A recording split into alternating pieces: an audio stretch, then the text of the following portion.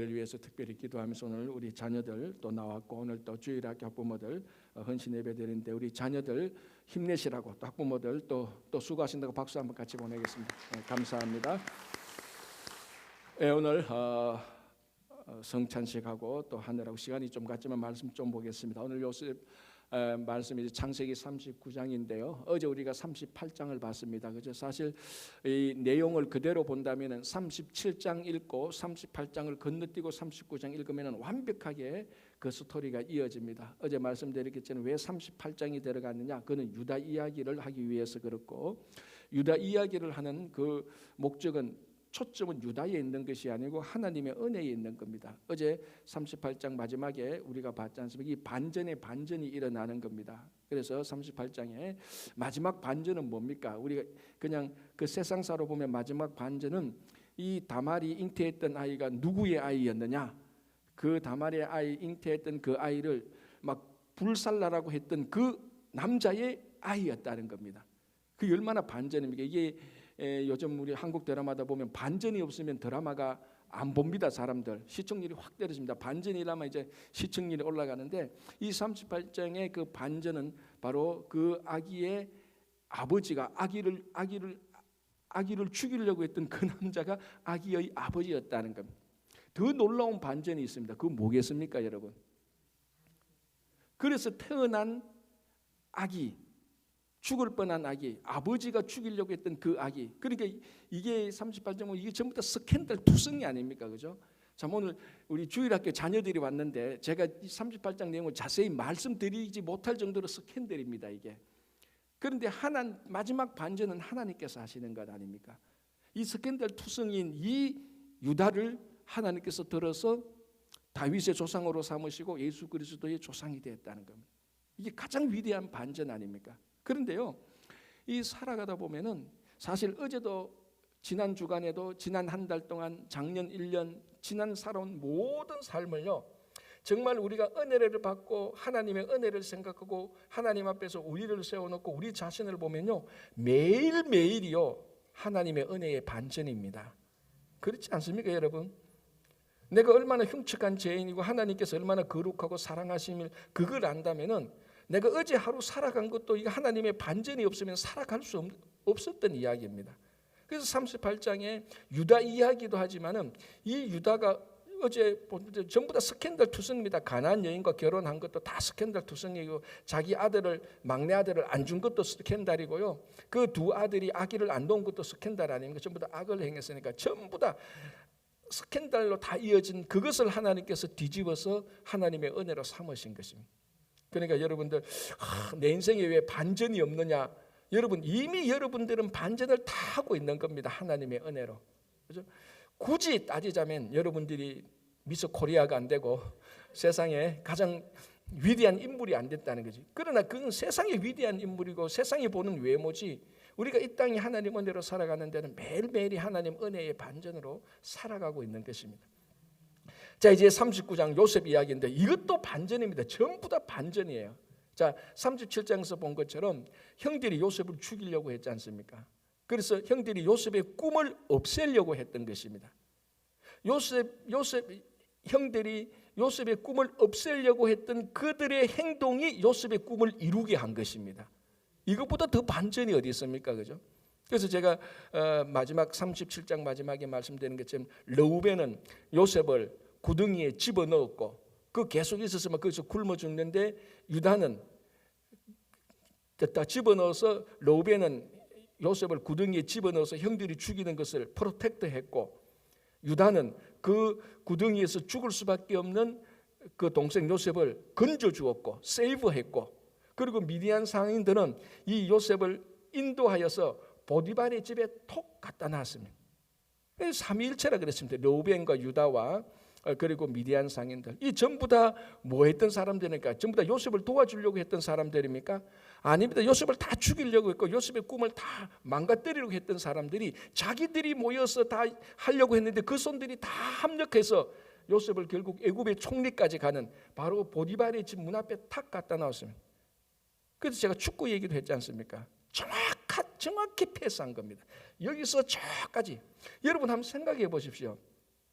이 야곱의 집에 있는 한 아들을 누가 인도해서 이게 인간적으로 보디발의 집까지 인도하겠습니까? 그렇게 인간으로 그렇게 할 수 없습니다. 그리고 여러분 생각해 보십시오. 이 가나안에서 애굽의 경호대장 그 보디발의 집 앞에 이 다 공짜로 간 거 아닙니까? 그래 따지자면은 공짜로 간 거죠. 애굽 그 미디안 상인들이 다 데리고 갔단 말이에요. 마치 사도 바울이 로마로 가서 복음 전해야 되는데 이게 백부장과 그 천부장과 그 아그리빠 왕이 합력하여서 바울을 죄수로 만들어 가지고 로마로 인도해 가고 똑같습니다. 그러니까 여러분, 그러나 이 과정이 몸이 편하거나 그런 건 아닙니다. 다 시련이 있습니다. 그리고 여러분, 많은 우리 성도들이 어떤 착각을 하고 있는가 하면요, 우리들이 시련이 있고 어려움이 있고 불편하면요, 이거 하나님의 인도하심이라고 생각을 안 해요. 내가 편하고 일이 잘 되면은 무슨 일을 하는데 다 잘 돼. 이거 전부 다 하나님의 은혜라고 생각합니다. 물론 하나님의 은혜일 수도 있죠. 그러나 일이 안 되는, 지금 왜 이리 일이 안 돼? 왜 이리 일을 하는데 불편해? 왜 이리 내가 일을 하는데 사람들이 조롱해? 왜 이리 일을 하는데 잘 안 도와줘? 이거는 전부 다 하나님의 인도하심이 아니라고 생각하는 경향이 있습니다. 요셉을 보십시오. 요셉의 관점에 봤을 때는 일 되는 게 하나도 없어요. 언제부터? 요셉이 꿈꾼 날부터. 진짜로 요셉이 자기가 꿈을 꾸고 형제들 가족들 불러놓고 내 꿈이 이렇습니다. 물론 요셉이 좀 오바했어요.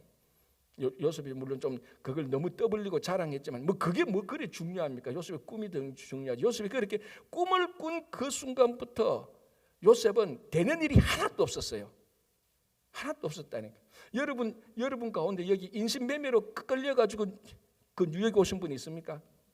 없지요. 요셉은 인신매매로 그때 형들이 팔아넘겨가지고 애굽으로 갔단 말이야.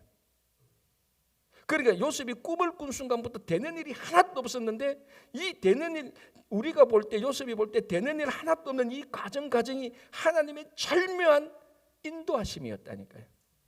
성도들이 그걸 볼 줄 알아야 되는데, 내 일이 왜 이렇게 하는데, 내가 이번에 시험 쳤는데 떨어졌어. 야, 이건 하나님이 나를 인도하시는 게 아니야. 천만의 말씀. 여러분, 떨어져도 하나님의 인도하심이 있습니다. 요셉이 구덩이에 빠졌는데 거기서 며칠 계속 놨더니 요셉이 그냥 죽는 거예요.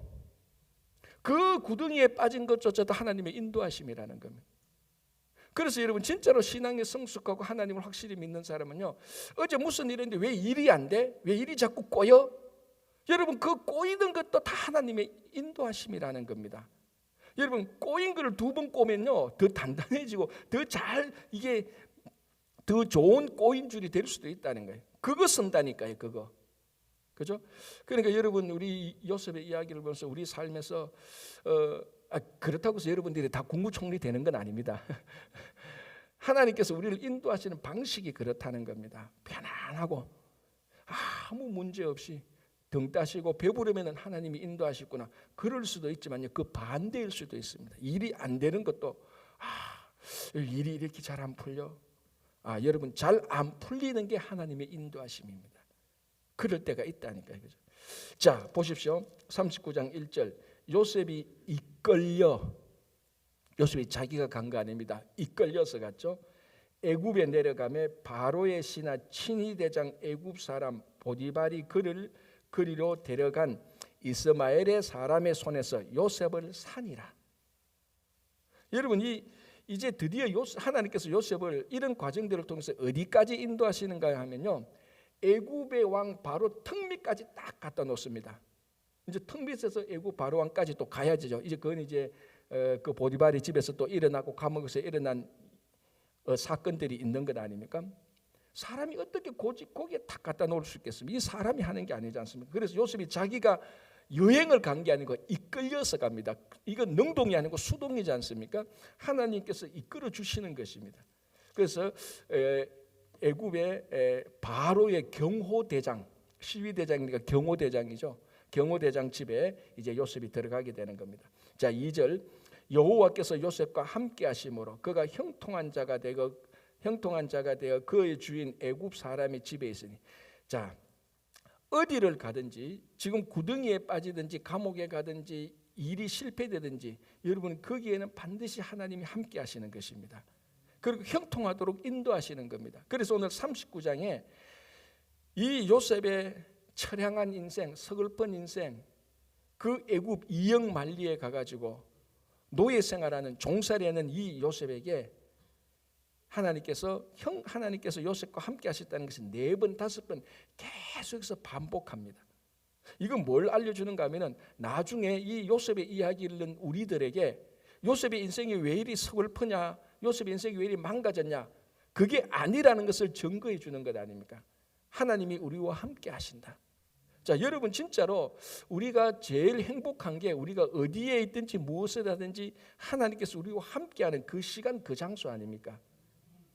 그렇죠? 우리가 심지어 우리가 잘못함이 없다, 우리가 누명을 쓰고 감옥에 갔다 할지라도 복음을 전하다 감옥에 갔다 할지라도 거기에 하나님이 함께 하신다는 확신이 있으면은 그 감옥이 천국으로 변하는 것 아닙니까? 이런 얘기하면 별로 그렇게 하면을 잘 안 했어요. 감옥에는 안 가고 싶어요. 맞아요. 감옥에 가면 안 되는 거예요. 그러나 하나님이 함께 하신다는 그 초점에 우리는 아멘 할 수 있는 것 아닙니까? 대골과 같은 집에 살면 뭐합니까? 하나님이 함께 안 하시는데. 그런데 사람들은, 성도들이 그래도 이걸 더 좋아하는 경향이 있단 말이에요. 하나님은 2번째고 내 편하고 내 좋은 게 1번이라면 우리는 이 요셉 이야기를 이해할 수 없습니다. 받아들일 수 없습니다. 정말 하나님이 우리와 함께 하시는 것이 1번이라면 이 요셉 이야기가 우리 이야기가 되는 거죠. 3절, 그의 주인이 여호와께서 그와 함께 하심을 보며, 그의 주인이 누구죠? 보디발 아닙니까? 애굽의 경호대장 보디발입니다. 여러분, 그 당시 대제국 애굽의 경호대장은요, 사람 보는 눈이 정확합니다. 바로 대제국 바로 왕 옆에서 경호를 하면은 누가 왕을 해칠 자인지, 누가 왕을 도울 자인지, 누가 방관자인지, 누가 충성할 자인지 경호대장은 첫눈에 다 알아봐요. 딱 들어오는 거 알아보면 저 간신이구나, 저거 충신이구나. 경호대장은 딱 알아보고 충신이 오면은 이제 환영하고 간신이 오면 벌써 경호를 철저히 하는 거죠. 저거 자객이구나, 저거 암살자구나. 한눈에, 사람 보는 눈을 한눈에 알아볼 수 있어야 되는 사람이 경호대장입니다. 경호대장은 무술이나 이런 실력이 뛰어나야 되지만요, 이 사람이 적인지 우리 편인지 본능적으로 알아야 되는 사람이야. 그 경호대장은 사람 보는 눈이 정확하단 말이죠. 그런데 이 경호대장이 요셉을 딱 봤단 말이에요. 그런데 종살이 하러 온 한 17살 난 소년이라면, 17살이면 우리 유스그룹이 이제 한 9학년 10학년 정도, 그거보다 많게 이제 한 12학년 정도 곧 또래입니다. 그런데 경호대장이 딱 보니까 여호와께서, 이 사람이 믿는, 히브리 사람들이 믿는 여호와께서 이 소년과 함께하고 있는 것을 첫눈에 알아봤어요. 왜? 사람 보는 눈이 정확하니까. 그래서요, 4절에 요셉이 그의 주인에게 은혜를 입어, 그의 주인에게 은혜를 입었습니다. 보디발에게 은혜를 입어 하나님께서 다 형통하게 하시니까 섬기며 그가 요셉을 가정총무에 삼고 자기의 소유를 다 그의 손에 위탁하니. 여러분 놀랍지 않습니까? 경호대장이, 대제국의 경호대장이 종살이 하러 온 저 이역만리에 떨어진 히브리 사람 하나에다가 총무로 삼고 뭐라고 말합니까? 자기 소유를 다 그의 손에 위탁했습니다. 이건 우리말로 하면, 오늘날 우리말로 하면 뭡니까? 은행 어카운트 주고 비밀번호 다 준 거예요. 여러분, 미국에서는 부부 사이도 그거 안 해요. 그렇잖아요. 부부 사이도 못 믿어가지고 자기 소유를 안 맡겨요. 부부 사이인데도 은행 어카운트 비밀번호 절대로 안 알려줘요. 다 모든 부부가 다 그렇다는 건 아니에요.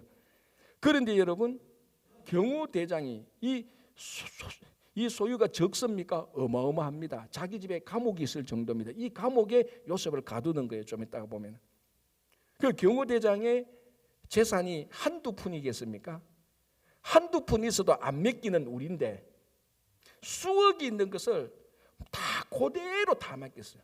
요셉 네가 다 갈래. 여러분, 이게 가능한 겁니까? 불가능한 거예요. 그런데 경호대장이 딱 보니까 자기 평생에 이런 청년을 본 적이 없다. 신실하고 진실하고 하나님, 자기가 믿는 하나님이 함께하는 먹으니까 요셉에게 다 맡겼어요. 싹 다. 그러니까 여러분, 이 보디발도 사람 보는 눈이 정확하죠. 하나님이 함께하고 있다는 것을 볼 수 있었으니까 정확한 겁니다. 5절에 그가 요셉에게 자기의 집과 그의 모든 소유물을 주관하게 한 때부터 여호와께서 요셉을 위하여 그 애굽 사람의 집에 복을 내리심으로 여호와의 복이 그의 집과 밭에 있는 모든 소유에 미친지라. 무슨 말입니까? 보디발이 요셉에게 은혜를 베푸니까 하나님께서 요셉에게 은혜를 베풀었다고 해서 보디발에게 은혜를 베푸는 겁니다. 자, 창세기 12장 3절에 무슨 내용이 있습니까? 하나님께서 아브라함에게 복을 주시면서 너는 열국의 내 자녀와 내 자녀가 하늘의 별처럼 많고 그 땅을 약속으로 주신다고 약속하고 난 뒤에 12장 3절에 뭐라고 말씀하십니까? 이거 되게 중요한 건데 사실은 우리가 그냥 넘어가는데 앞에 자녀와 땅에 딱 몰입되어서 그 다음 거는 별로 생각하는데 그 다음에 뭐라고 말씀하십니까? 하나님 아브라함에게 너를 복주던 자를 복주고 너를 저주하는 자를 내가 저주하겠다고 말했어요. 이거 어마어마한 거 아닙니까? 정말 우리가 하나님의 자녀라면요, 사람이 우리를 저주 못해요. 왜? 네가 나를 저주하면은 네가 나를 저주한 그것 때문에 하나님이 너를 저주한다니까요. 그러니까 여러분, 우리 성도들이 이 말씀을 그대로 믿는다면요, 우리 성도가 성도끼리 원망하고 멸시하고 무시하고 저주 못해요. 내가 누구를 무시했다? 하나님의 자녀를 무시했다. 그 무시한 것 때문에 내가 하나님한테 무시를 당하는 겁니다. 지금 그겁니다. 요게 창세기 12장 3절이 그대로 이루어지는 게 요겁니다. 반대는 뭡니까? 다른 사람이 내게 축복했다. 하나님이 그거 보고 이 사람에게 복을 주시는 거예요. 그러면요, 여러분 제가 억지로 이런 말을 해볼게요. 여러분 복 받고 싶습니까? 다른 사람 축복하세요. 망하고 싶습니까? 지금 하는 대로 계속 멸시하고 무시하고 원망하세요. 간단해요. 그럼 여러분들이 망하는 길은 간단해요. 복 받는 길은 더 간단해요. 지금 보디발을 보십시오. 요셉에게 은혜를 베푸니까 하나님이 그걸 보고 보디발에게 은혜를 베푸. 보디발이 요셉이 들어온 때부터 모든 일이 더 잘 되는 거예요. 그러니까 은행 어카운트까지 싹 다 맡길 수 있는 수억을 다 맡긴 거예요. 자기 재산 다. 하나 안 맡긴 겠죠. 6절에 주인이 그의 소유를 다 요셉의 손에 위탁하고 자기가 먹는 음식 외에는 간섭하지 아니하였다. 이 음식은요, 두 가지 의미가 있습니다. 실제로 이 음식을 먹는 것을 맡기기에는 혹시 왜냐하면은 요셉이 요리를 잘 못할 수 있으니까. 그러나 이 음식의 원뜻은요, 입맛입니다. 입맛. 그 요셉이 아무리 잘해도 보디발의 입맛은 못 맞추지 않습니까? 그거는 맡긴다고 되는 일이 아니잖아요. 내 입맛에 맞다는 거. 보디발이 좀 식성이 까다로웠을 겁니다. 이건 별로 안 중요해요. 입맛에 안 맞게 했다고 중요하지 아니죠. 자, 그래서 모든 소유를 다 맡겨서 요셉은 여기서 나중에 애굽의 국무총리가 될 수 있는 총리가 되는 겁니다. 가정 총리가 미리 되는 거예요. 그래서 살림을 사는 겁니다. 이 살림이요, 여러분들이 지금 여러분들의 재산을 제가 모릅니다. 얼마나 있는지. 그러나 아마 제 말이 맞을 겁니다. 보디발만큼 재산 많이 가진 사람은 우리 교회 교인은 아마 없을 거예요. 자기 집에 감옥 있는 사람 있습니까, 여러분? 없잖아요. 여러분 집에 혹시 채플 있습니까? 채플? 그 예배당. 그 미국의 진짜 부자들은 자기 집에 예배당이 따로 있어요. 가족들이 드리는 채플, 예배당. 그 정도는 돼야 돼요, 부자는. 그러니까 요셉은 자기 집에 감옥이 있다는, 말 안 듣는 사람 감옥에 가도 이 감옥도 보통 감옥이 아니라 국사범을 가둘 수 있는 감옥입니다. 어마어마한 재산이죠. 이 어마어마한 재산을 다 관리했다는 겁니다. 자, 6절 끝부분에 요셉은 용모가 빼어나고 아름다웠더라. 제가 얘기했죠. 어제 아랫게, 그죠? 요셉이 이건 요셉의 큰 장점이기도 합니다. 그런데 여러분 이걸 아셔야 됩니다. 장점이 우리들에게 단점이 될 수 있다는 것, 반대로 단점이 우리들에게 장점이 될 수 있다는 것. 요셉은 이 장점 때문에 굉장히 요셉의 외모가 준수했습니다. 아마 어머니 라헬을 닮았고, 아니면 자기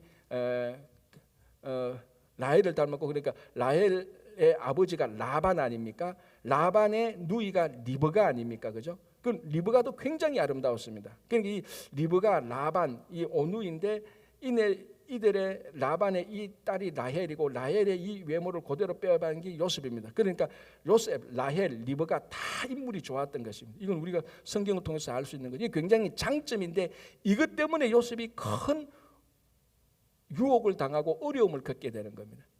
그죠?